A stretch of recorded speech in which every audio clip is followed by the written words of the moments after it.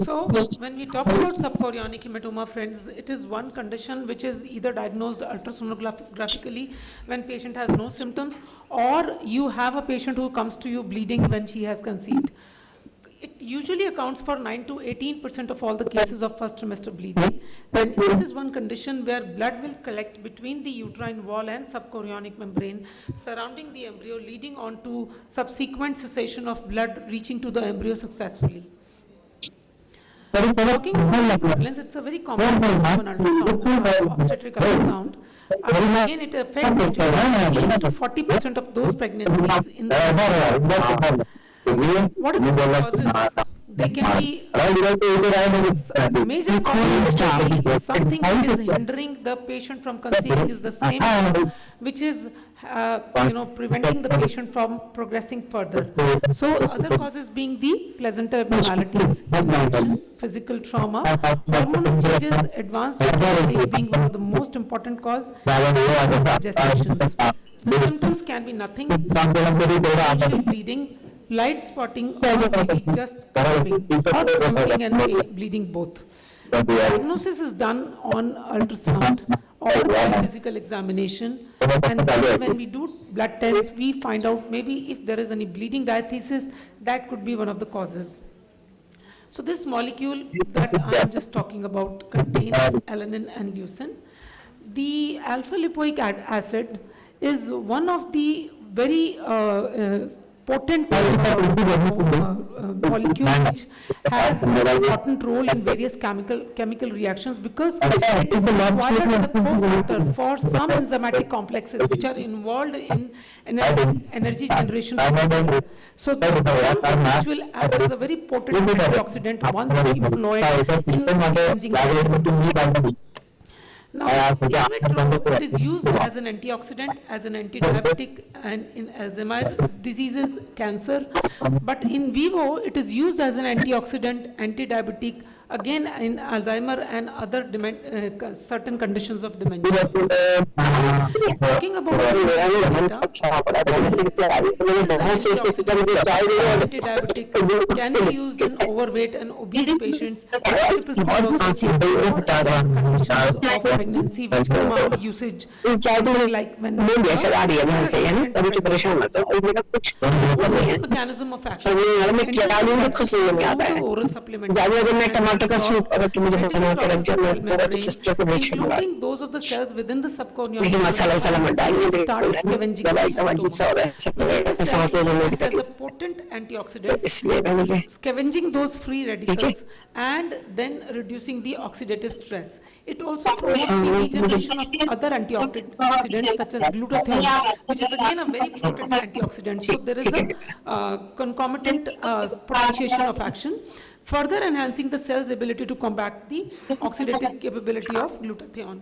By reducing this oxidative stress and promoting antioxidant activity, it helps minimize the inflammation and tissue damage within the subchorionic hematoma.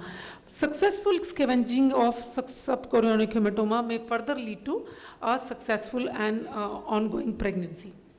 So this supports the healing process, potentially aiding in its resolution and reducing the risk of further complications. So there are several studies to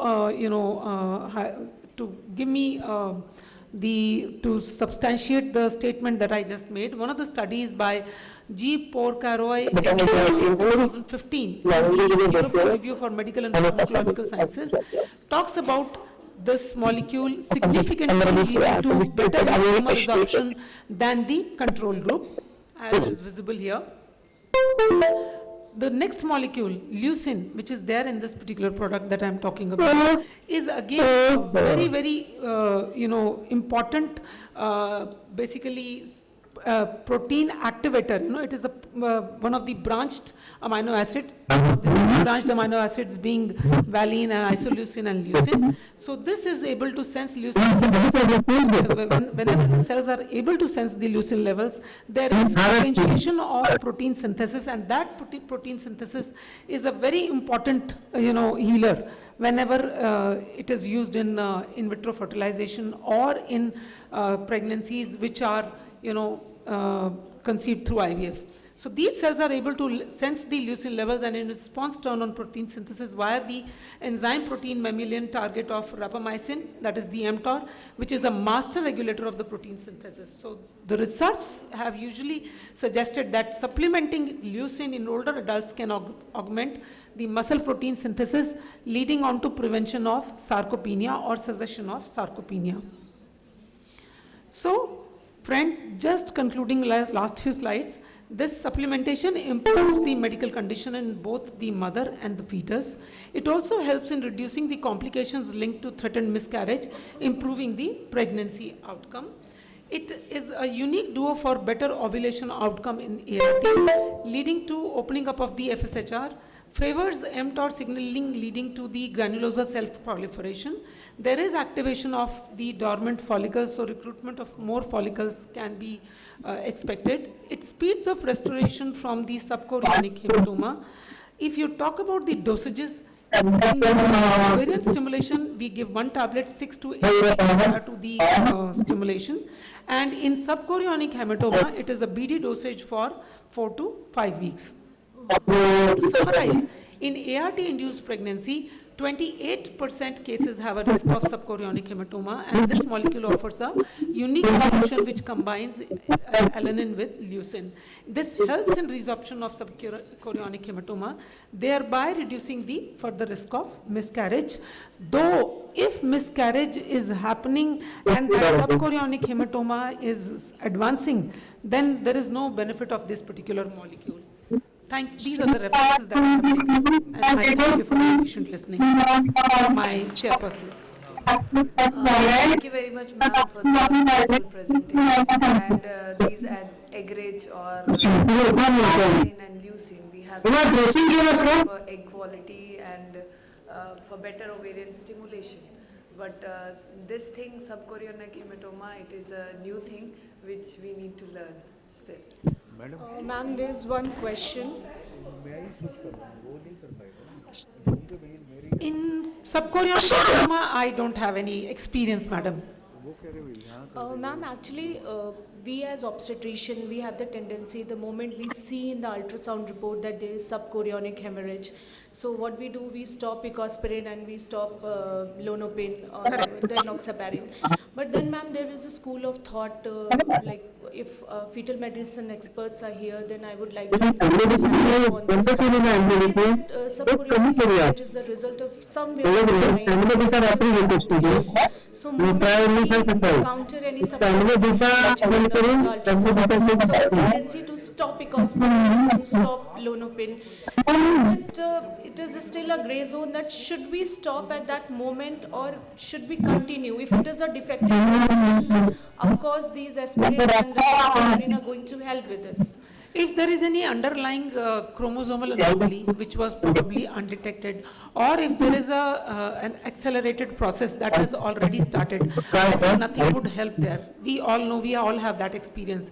The medicine specialists will enlighten us if they are around. The only thing I can tell you is that which is detected the patient has stopped bleeding. One of the pregnancies where there was an accelerated hemorrhage, but cardiac activity was visualized, and the moment we continued, the pregnancy could be continued. There are situations wherein there are some underlying abnormalities, either in the placentation or in the fetus per se, then nothing will help. Yes, madam.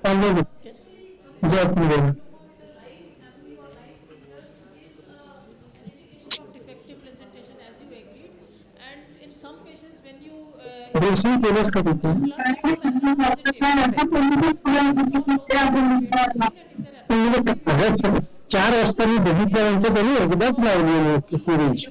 sometimes the bleeding doesn't. Actually, ma'am, paper also says this, that in IVF, It's a basically earlier form of abruptio. Regular pregnancy because of delayed defective ma'am, presentation. few papers have even supported this, that increased subchorionic hematoma in IVF is because of rampant use of picospirin.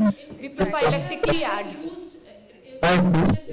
Presents with subchorionic hematoma, I have rather started low molecular weight heparin and the patient stops bleeding because Okay, you ma'am. treated the cause. I And investigate in what dose, ma'am?